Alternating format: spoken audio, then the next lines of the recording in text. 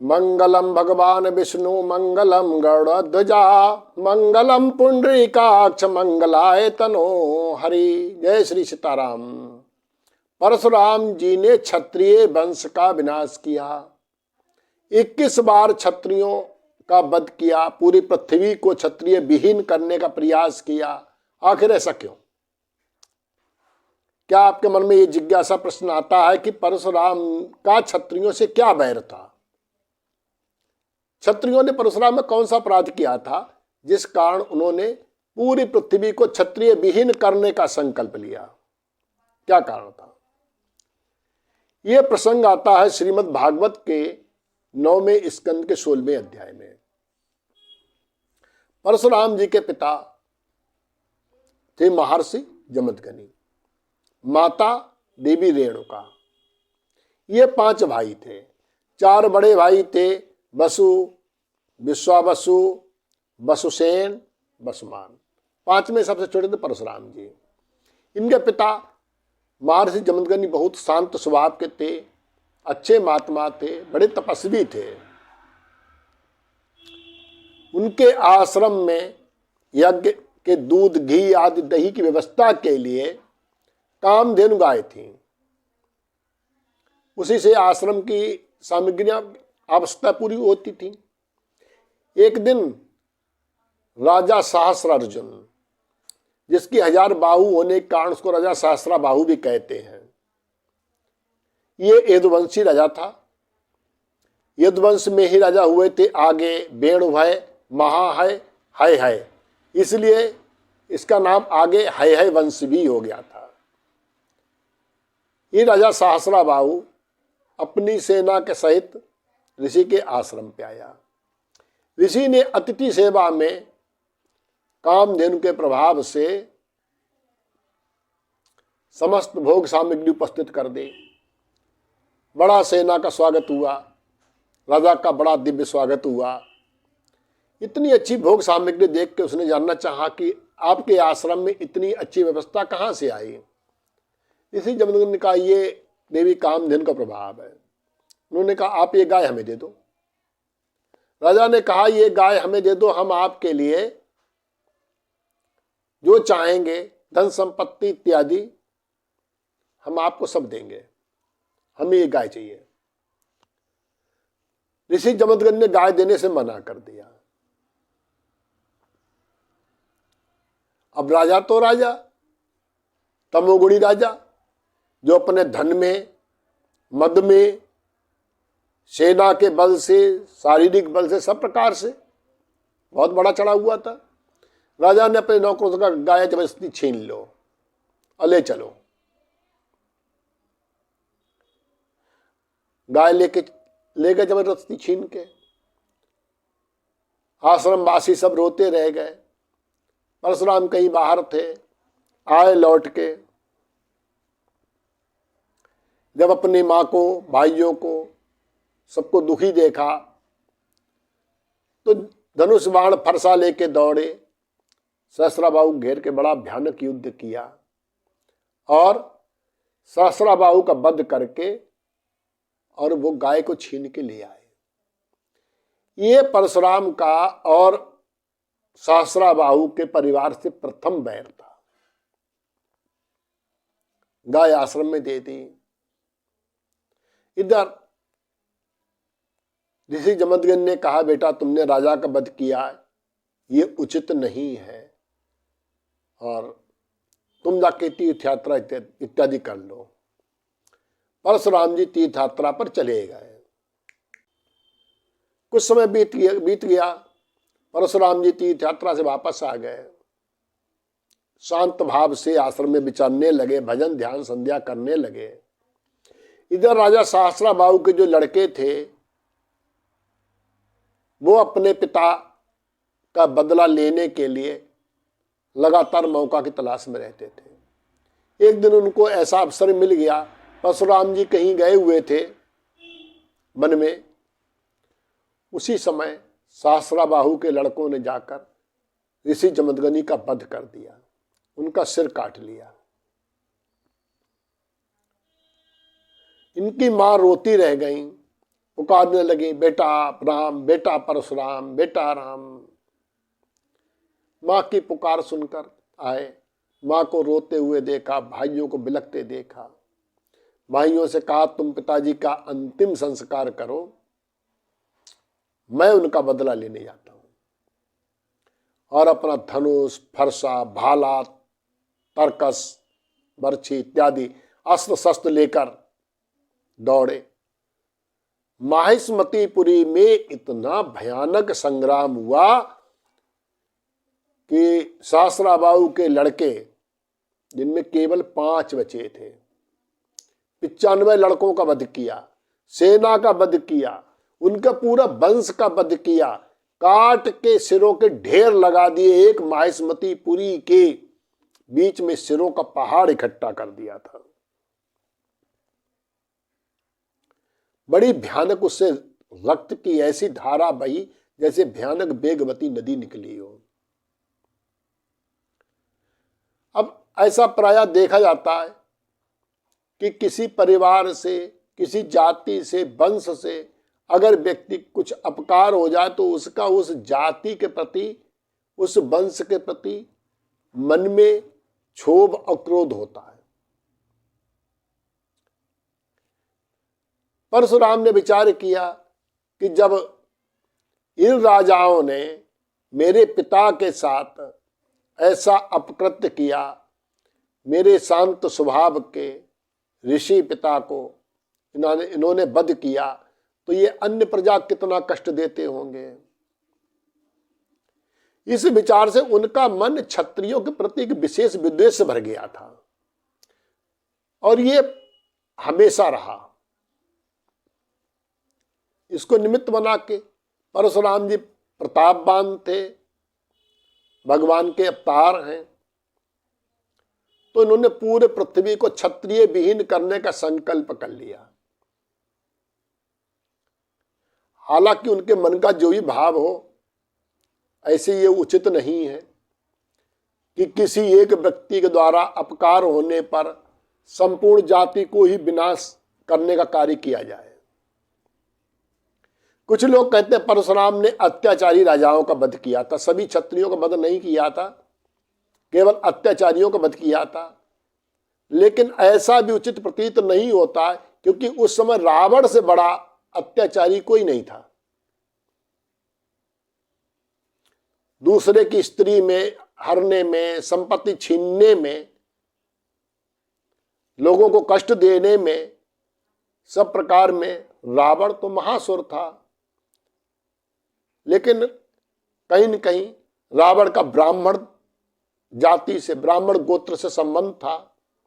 ऋषि पुलस्त का पोता था रावण, उत्तम कुल पुलस्त करनाती। परशुराम जी ने रावण के साथ कोई छेड़छाड़ नहीं की और रावण से कहीं अधिक बलवान सहस्रा अर्जुन का वध किया था। तो परशुराम जी रावण का भी वध कर सकते थे, लेकिन उन्होंने अपने सजातीय रावण का वध नहीं किया, क्षत्रिय जाति का उन्मूलन करने का उन्होंने प्रयास किया। जबकि रावण ऐसा भयानक महान असुर था कि गोस्वामी तुलसीदास जी ने मानस में लिखा है, निज भुज बल कर विश्व बस राखे को न स्वतंत्र, मंडली कमन रावण राज करई निज मंत्र। अपना नियम, अपने विचार से राज्य करता था और देव जक्ष गंधर्व नर किन्नर राजकुमारी, देवताओं की, यक्षों की, गंधर्वों की, मनुष्यों की, किन्नरों की, सबकी सुंदर सुंदर स्त्रियां और पुत्रियां, जीत बरी निज बाहुबल बस बरती बरनार। रावण तो इतना बड़ा अत्याचारी था, परशुराम जी ने उसका वध नहीं किया। इन्हीं परशुराम जी का मन में क्षत्रिय द्रोह इतना प्रबल था कि वाल्मीकि रामायण में प्रसंग है, राम जी विवाह के बाद जब अयोध्या लौट रहे थे, पूरी बारात जब वापस आ रही थी, वहां का प्रसंग है। यद्यपि मानस में बाबा तुलसीदास जी ने लिखा है कि परशुराम जी धनुष टूटने के बाद मिथिलापुरी में ही आए थे। वहां पर लक्ष्मण जी से वार्ता हुई थी। लक्ष्मण परशुराम संवाद बड़ा प्रचलित है और राम जी ने उनको शांत करके प्रार्थना करके भेज दिया था वापस। वाल्मीकि रामायण में लक्ष्मण परशुराम संवाद नहीं है। परशुराम जी मिथिला में नहीं आए थे। जब बारात पूरी वापस आ रही थी उसमें परशुराम जी मार्ग में मिले थे।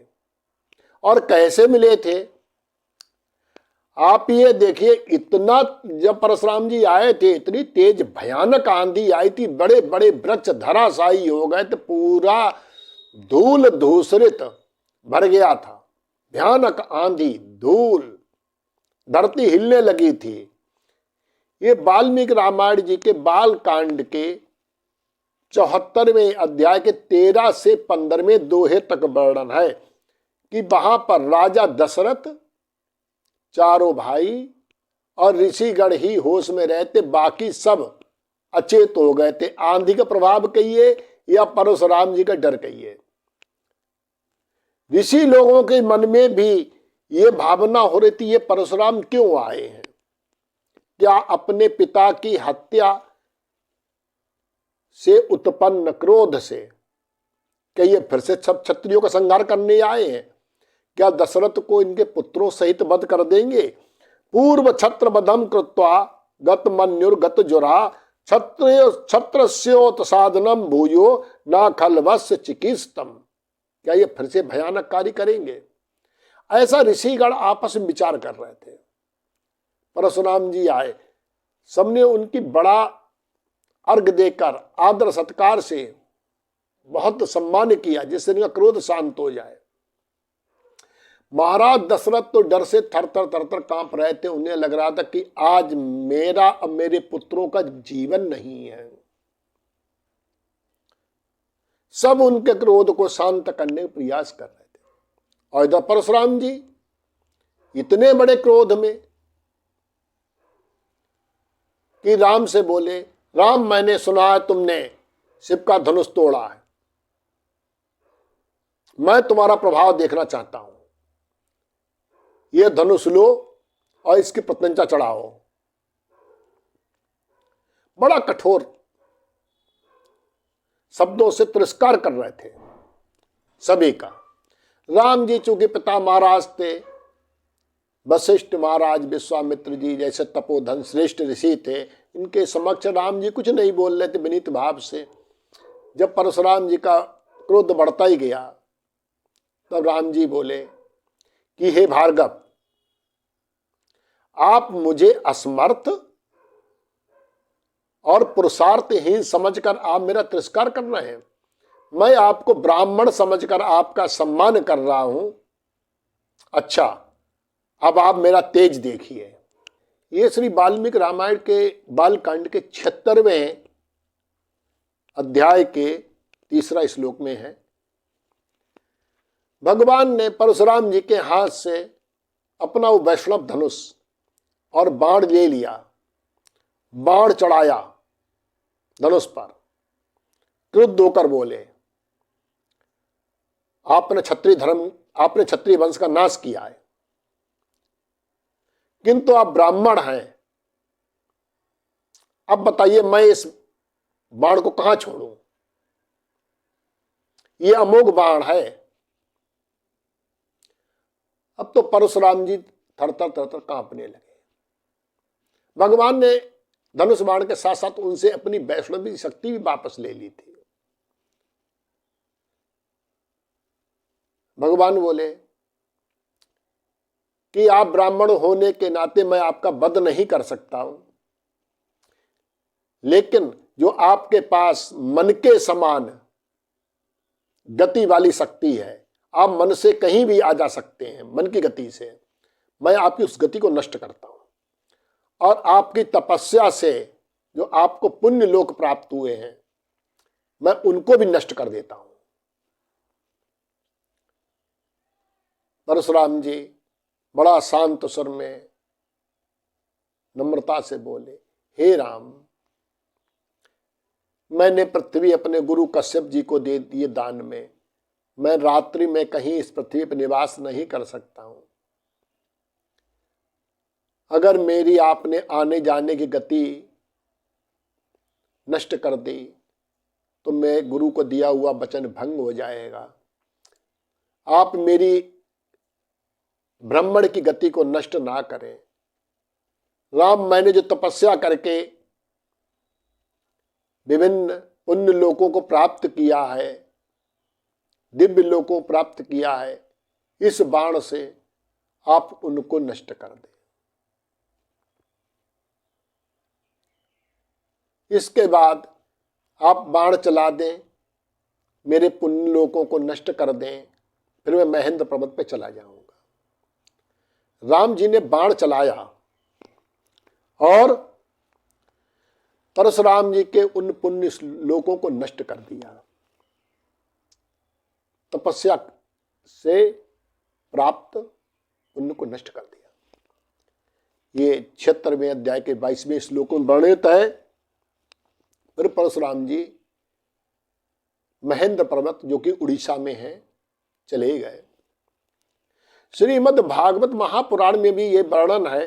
9वें स्कंद के 10वें अध्याय के 7वें श्लोक में लिखते हैं कि विवाह से लौटते मार्ग में भगवान श्री राम ने परशुराम जी का गर्भ नष्ट किया। बाबा ने भी लिखा है मानस में कि कहे जय जय जय रघुकुल केतु, रघुपति गए बनहि तप हेतु।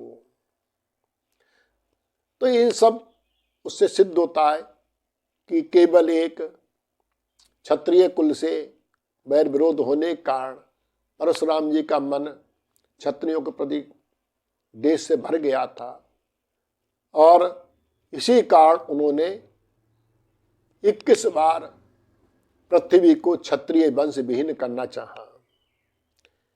किंतु फिर भी आगे क्षत्रिय वंश कैसे बचा रहा, इसका वर्णन हम आगे करेंगे।